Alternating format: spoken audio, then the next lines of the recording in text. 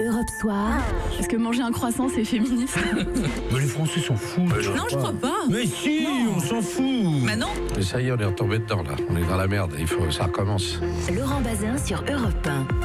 C'est l'heure du zapping radio-télé de Victor Delande. Bonsoir Victor. Bonsoir Laurent. 18h23 pour rappel. Vous avez passé la journée évidemment à écouter les radios et les télés où on parlait grève. On parle grève, oui, deuxième journée cette semaine de grève des cheminots de la SNCF. Un trafic au ralenti, encore une fois, et des usagers en retard, forcément. Dans le journal de France 2 de 13h, Maria le prend plutôt avec le sourire. 1h14. Normalement, vous mettez combien de temps ? 25 minutes. Je vais en cours et je vais me faire fortement engueuler. Avec cette nouvelle journée de grève, arrêtons-nous un instant sur la sémantique utilisée dans les médias, avec notamment un mot, ou plutôt une expression que vous avez pu entendre sur toutes les chaînes de télévision aujourd'hui. Saurez-vous le reconnaître, Laurent ? Première journée de grève contre la réforme de la SNCF. Le bras de fer commence. Les cheminots entament leur bras de fer avec le gouvernement. Le bras de fer a donc commencé avec des grévistes déterminés. Bras de fer. Ce bras de fer est donc lancé la galère aussi pour aller Le bras de fer dans un autre registre, un terme un peu moins connu sans doute, avancé par Olivier Besancenot ce matin sur France Inter. Ça a été une mobilisation extrêmement suivie, plus forte que la dernière fois et surtout extrêmement déterminée. Il y a eu beaucoup d'assemblées générales où les cheminots et les cheminotes discutent de la suite du mouvement. Les cheminots et les cheminotes, ça fait bon son Arlette Laguier d'une certaine manière.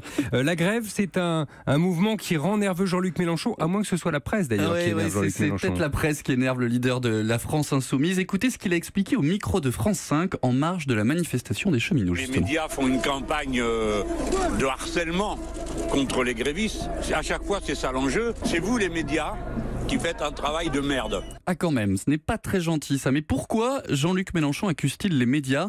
Selon lui, il casse le mouvement. Regardez monsieur, vous me posez une question. Vous me demandez pas, est-ce que le train va mieux marcher une fois qu'il sera privé ?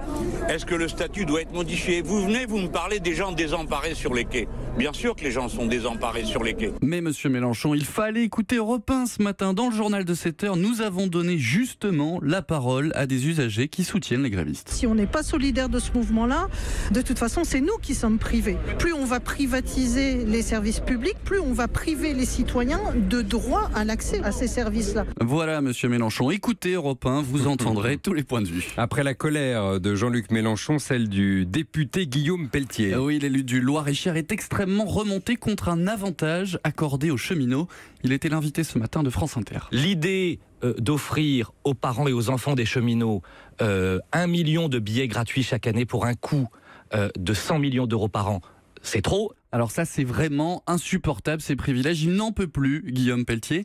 Sauf que quelques minutes plus tard, Nicolas Demorand lui lit une question d'un auditeur. Que pensez-vous des avantages hallucinants des députés, outre le salaire, les enveloppes, les billets SNCF gratuits ? Là, c'est assez gênant. La réponse peut-être de Guillaume Pelletier ? Moi, sur cette question, je ne céderai jamais à la démagogie. Ok, pas de démagogie, mais on a dit pas de démagogie, monsieur Pelletier. Je ne prends pas le train, car étant... Vous le payez ou pas ?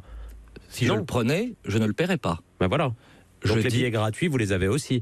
Mais bien entendu qu'on peut supprimer les billets gratuits pour les parlementaires. Allez chiche, tiens, on attendra quand même qu'il dépose cet amendement qui va dans ce sens au Parlement. Pour terminer, un dernier point de vue sur ces grèves, celui tout en ironie de Jérôme Commander ce matin sur Europe 1. Il imitait une présentatrice de la radio FIP. Concernant le trafic SNCF, une moyenne d'un train sur 16 circule sur tout le territoire. Attention à ne pas éternuer ni refaire vos lacets quand il entre en gare. Sinon, vous aurez intérêt à avoir de bonnes semelles. Voilà, un peu de légèreté sur les grèves, ça fait du bien. Merci à Commander News que vous retrouvez tous les matins à 7h25. Et pour le débat sur la SNCF, ce sera Frédéric Tadei à 19h10. Merci Victor. Europe 1.